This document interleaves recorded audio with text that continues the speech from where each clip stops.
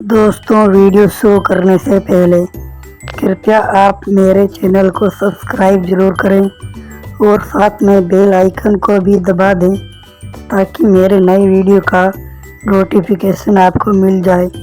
अब देर न करते हुए आज की कहानी शुरू करते हैं। श्री गुरु नानक देव जी लोक उद्धार करते हुए सूर्य ग्रहण के अवसर पर कुरुक्षेत्र में पहुंच गए। वहां पर पहले से ही अपार जन समूह पवित्र स्नान के लिए उमड़ पड़ा था। अतः गुरुदेव ने सरोवर के किनारे कुछ दूरी पर अपना आसन लगाया तथा भाई मर्दाना को साथ लेकर कीर्तन में जुट गए। मधुर संगीत में प्रभु स्तुति सुनकर चारों ओर से तीर्थ यात्री कीर्तन सुनने के लिए गुरुदेव की तरफ आकर्षित होने लगे। यात्रियों ने हरियस सुना और गुरुदेव से अपनी अपनी शंकाओं के समाधान हेतु विचार विमर्श करने लगे कि मनुष्य को अपने कल्याण के लिए कौन सा उपाय करना चाहिए जो कि सहज तथा सरल हो। इसके उत्तर में गुरुदेव ने सबको संबोधित करके कहा कि मानव को सर्वप्रथम किसी पूर्ण पुरुष के उपदेशों पर अपना जीवन व्यापन करना चाहिए, क्योंकि वही उसे साधारण मानव से देवता अर्थात ऊंचे आचरण का बना देता है। जिस प्रकार एक बढ़ई एक साधारण लकड़ी को इमारती सामग्री में बदल देता है या एक शिल्पकार एक साधारण पत्थर को मूर्ति में तथा एक स्वर्णकार सोने की डली को एक सुंदर आभूषण में बदल देता है, उसी तरह सतगुरु भी मनुष्य के जीवन को न्यायबद्ध करके उसे ऊंची आध्यात्मिक अवस्था में का बना देता है।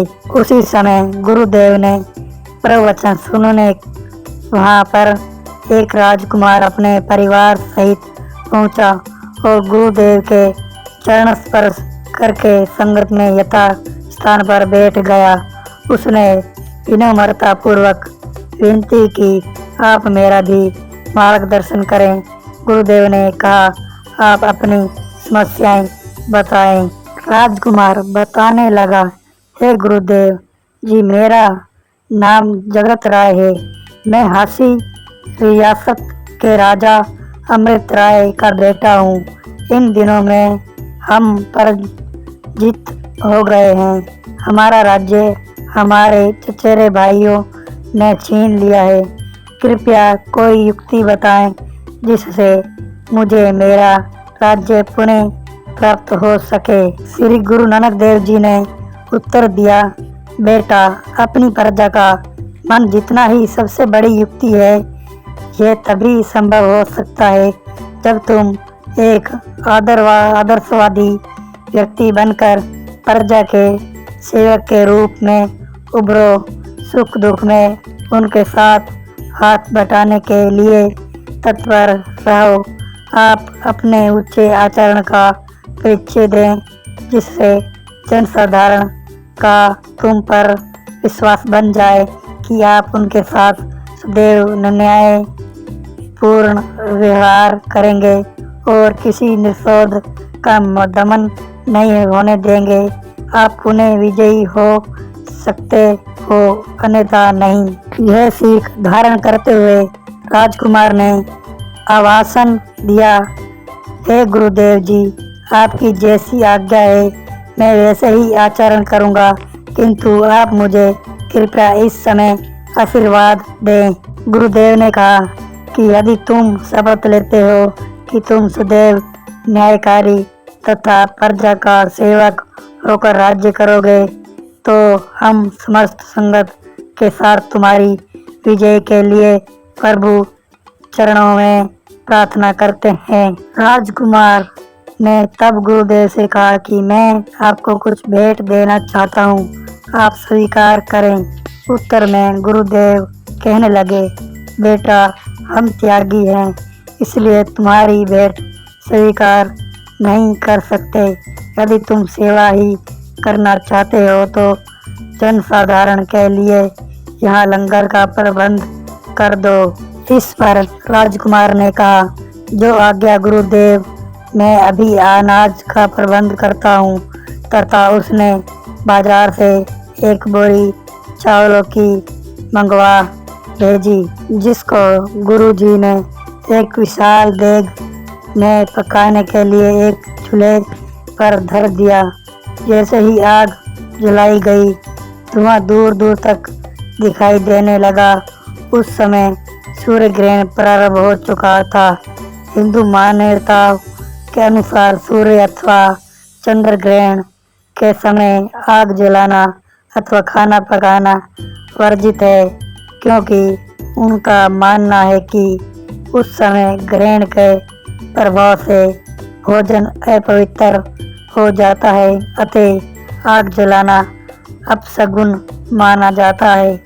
जैसे ही आग अथवा धुआं दिखाई दिया तो वहाँ के पुजारी लोग आपत्ति करने हेतु इकट्ठे होकर आ पहुँचे। उनके प्रमुख पंडित नानुमल जी थे और वे स्वयं को कलयुग का अवतार मानते थे। वास्तव में वे प्रसिद्ध विद्वान तथा शास्त्रार्थ में निपुण थे। उनका नाम संयोगवश ही नानुमल था। उन्होंने वैश्य पुराण के एक अध्याय में ये पढ़ लिया था कि आगामी समय में एक पराक्रमी तथा तपस्वी महामानव विश्व भ्रमण मानव कल्याण हेतु करेंगे, जिसका नाम नानक होगा। बस फिर क्या था, उन्होंने स्वयं को वही पुरुष घोषित कर दिया। उधर विडंबना यह थी कि वास्तविक नानक जी भी वहां पर पहुंच गए थे। जैसे ही गुरु नानक देव जी के पास वे प्रतिनिधिमंडल विरोध करने पहुंचा तो किसी चुगलखोर ने पंडित नानू से कहा कि यह लोग तो हिरण का मांस पका रहे हैं। इस बार सभी पंडित क्रोधित होकर लड़ाई झगड़ों पर उतर आए, किंतु गुरुदेव ने शांत चित्त होकर उनको विचार विमर्श का आग्रह किया। नानुमल पंडित ने तब यह चुनौती स्वीकार कर ली। वह वाद विवाद करने लगा, आप लोग कैसे धार्मिक पुरुष हो जो पवित्र तीर्थ स्थल पर सूर्य ग्रहण के समय मर्ग मांस पका रहे हैं। गुरुदेव कहने लगे कि आप मुझे यह बताने की कृपा करें कि पवित्र तीर्थ स्थल पर भोजन पकाना कैसे गलत है कार्य हो गया है। पंडित नानू ने कहा, हमारा विरोध तो केवल सूर्य ग्रहण के समय आग जलाने से था, परंतु आपने तो मांस भी पकाया है, जिससे पवित्र तीर्थ स्थल की मर्यादा भंग हो गई है तथा वातावरण भी दूषित हो गया है। गुरु नानक जी ने कहा कि पहली बात तो यह है कि आपका विरोध निराधार है, क्योंकि सूर्य ग्रहण या चंद्र ग्रहण इत्यादि ये सब ग्रहों की गति से होने वाली सामान्य प्रतिक्रिया भर है। इससे आग जलाने या भोजन तैयार करने से आपको क्या आपत्ति है? पंडित नानू ने कहा कि हमारी मान्यताओं के अनुसार सूर्य ग्रहण के समय अग्नि जलाना या भोजन तैयार करना वर्जित है, क्योंकि हम मानते हैं कि ग्रहण की प्रतिक्रिया से भोजन अपवित्र हो जाता है।